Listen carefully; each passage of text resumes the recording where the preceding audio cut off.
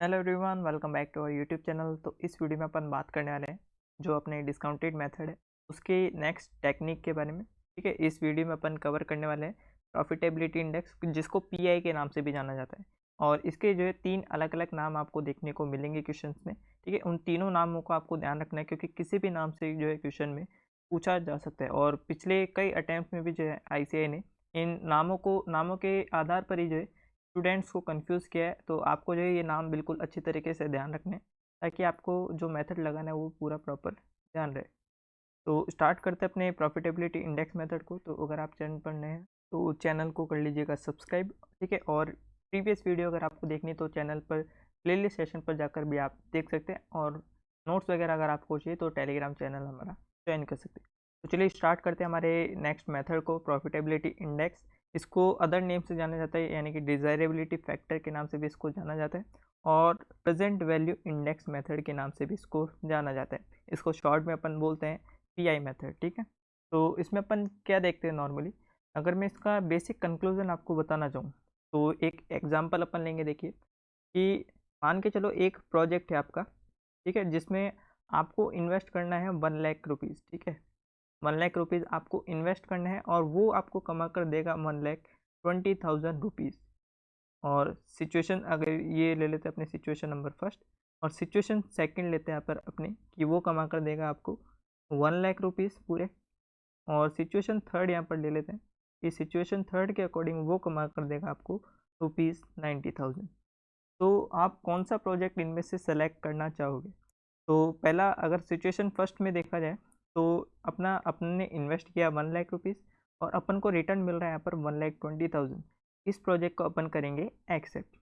Second situation में देखें तो 1 लाख रुपीज़ लगाकर अगर आपको 1 लाख रुपीज़ ही मिल रहे हैं, इस प्रोजेक्ट को भी जो है फाइनेंशियल डिसीजन से एक्सेप्ट करना ज़रूरी है। ठीक है, एक्सेप्ट करना है। ठीक है, अगर आपका बराबर रिटर्न भी आपको मिल रहा है, पर इस 1 लाख रुपए आपने लगाया और उससे कम आपको रिटर्न मिल रहा है, यानी कि 90,000 आपको रिटर्न मिल रहा है, क्या आप उस ऐसी जगह पैसा लगाओगे? तो आपका जवाब होगा नहीं। तो इसलिए ये जो प्रोजेक्ट है जो 90,000, जिसमें सिचुएशन थर्ड में अपन ने देखा, इस प्रोजेक्ट को अपन एक्सेप्ट नहीं करेंगे। मतलब ऐसा प्रोजेक्ट अपन को डिसाइड करना होता है जिसमें अपन को उसके बराबर या उससे ज़्यादा रिटर्न मिल रहा होता है। ठीक है, तो इसी को जो है एक वे ऑफ प्रेजेंटेशन बदल के अपन जो है इस टेक्निक में दिखाते हैं। अब इस मतलब जो ये टेक्निक है, इसमें वे ऑफ प्रेजेंटेशन कैसे बदल जाता है वो मैं आपको बताऊंगा। और देखिए जितना आप कमा रहे हैं, जैसे कि मान के चलो सिचुएशन फर्स्ट अगर अपन देखें तो जितना आप कमा रहे हैं उसको डिवाइड कर दें जितना आप लगा रहे हैं। तो इसको इससे डिवाइड करने पर जो भी यहाँ पर वैल्यू आएगी उसको अपन जो है प्रॉफिटेबिलिटी इंडेक्स का नाम दे देते हैं। जैसे कि सिचुएशन फर्स्ट के अकॉर्डिंग 1.2 आपकी कमाई आ रही है, और सिचुएशन सेकंड अगर देखें तो 1 लाख रुपीज़ आप कमा रहे हैं और 1 लाख रुपीज़ ही आप लगा रहे हैं। ठीक है, तो जो आपकी कमाई हो रही है वो 1 आ रही है। तो 1 आने का मतलब क्या है, जितना आपने लगाया है उतना ही आपने कमाया, और 1 से ऊपर आने का मतलब कि जितना आपने लगाया है उससे ज़्यादा आपने कमाया। ठीक है, तो ये सीधा सा ऐसा कुछ आपका ओवरव्यू होता है कि प्रॉफिटेबिलिटी इंडेक्स में आपको क्या करना होता है। जितना आपने लगाया है, मतलब जो भी आपकी डिस्काउंटेड टेक्निक्स है, तो इसलिए जो भी कैश फ्लोज होंगे वो डिस्काउंटेड करके ही लिए जाएंगे। ठीक है, जितना आपने कमाया है उतना ही आप, जितना अगर उसको डिवाइड करो तो जितना आपने लगाया है तो आपको प्रॉफिटेबिलिटी इंडेक्स मिलके आ जाएगा। और डिसीजन अपन इसके बेसिस पर कैसे लेते हैं कि अगर वो एक से ज़्यादा है, ठीक है, तो अपन को एक से ज़्यादा या एक के बराबर हो तो अपन को प्रपोजल एक्सेप्ट कर ले रहे हैं।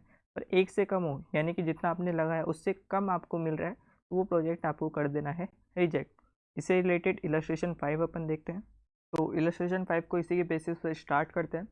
तो बोला गया कि सपोज कीजिए कंपनी के पास 3 प्रोजेक्ट्स आए हुए हैं और तीनों प्रोजेक्ट के जो डिस्काउंटेड करके कैश आउटफ्लोज अपन को गिवन किए हैं।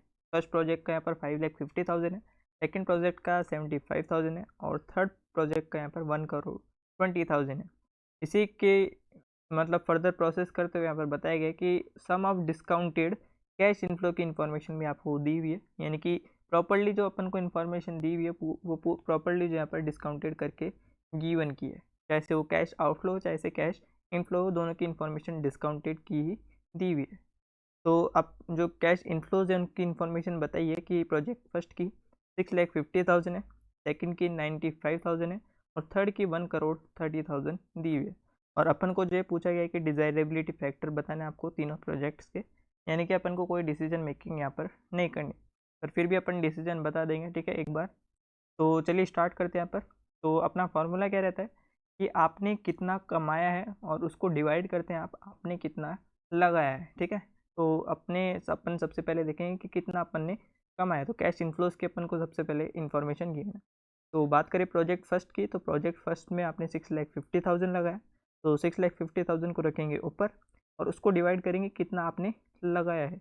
आपने लगाया 5,50,000 प्रोजेक्ट फर्स्ट में, तो उसको डिवाइड करेंगे 5,50,000 से। इसको इससे डिवाइड करने पर यहाँ पर 1.18 यहाँ पर आपका डिजायरेबिलिटी फैक्टर आ जाएगा या फिर प्रॉफिटेबिलिटी इंडेक्स आ जाएगा, ठीक है। इसी तरह सेकंड और थर्ड प्रोजेक्ट के लिए भी करना है अपन को। सेकंड प्रोजेक्ट में अपन ने 95,000 कमाया है, तो उसको रखेंगे ऊपर और उसमें लगाया कितना है 75,000, तो उसको रखेंगे अपन डिवाइड में। इसी तरह ये निकल कर आएगा 1.27। और थर्ड में अपन अगर देखें तो 1,30,30,000 अपन ने लगाया कमाया है और अपन ने लगाया है यहाँ पर 1,20,000, इसको रखेंगे डिवाइड में। तो इस तरह से 1.001 अपना आंसर निकल कर आएगा। अब बात करें यहाँ पर डिसीजन मेकिंग की, तो डिसीजन मेकिंग में अपन ने देखा था कि प्रोजेक्ट अगर 1 से ज़्यादा है या फिर 1 के बराबर है तो आपको प्रोजेक्ट कर लेना है एक्सेप्ट। पर वो प्रोजेक्ट यहाँ पर 1 से भी नीचे जा रहा है, मतलब जितना आप लगा रहे हो उतना आप कमा नहीं पा रहे हो, तो वो प्रोजेक्ट आपको रिजेक्ट कर देना है। पर यहाँ पर देखें तो तीनों प्रोजेक्ट में क्या हो रहा है, जो तीनों प्रोजेक्ट है वो अपन को ज़्यादा से ज़्यादा कमा कर दे रहे हैं, मतलब जितना आप लगा रहे हैं उससे ज़्यादा ही कमा कर तीनों प्रोजेक्ट दे रहे हैं, ठीक है। इसमें अपन डिसीजन मेकिंग में क्या लिखा गया कि प्रोजेक्ट थर्ड जो है यहाँ पर उसमें इन्वेस्टमेंट भी ज़्यादा अपन ने किया है और उससे रिटर्न भी अपन को ज़्यादा ही मिला है, ऐसा इसमें बताया गया है।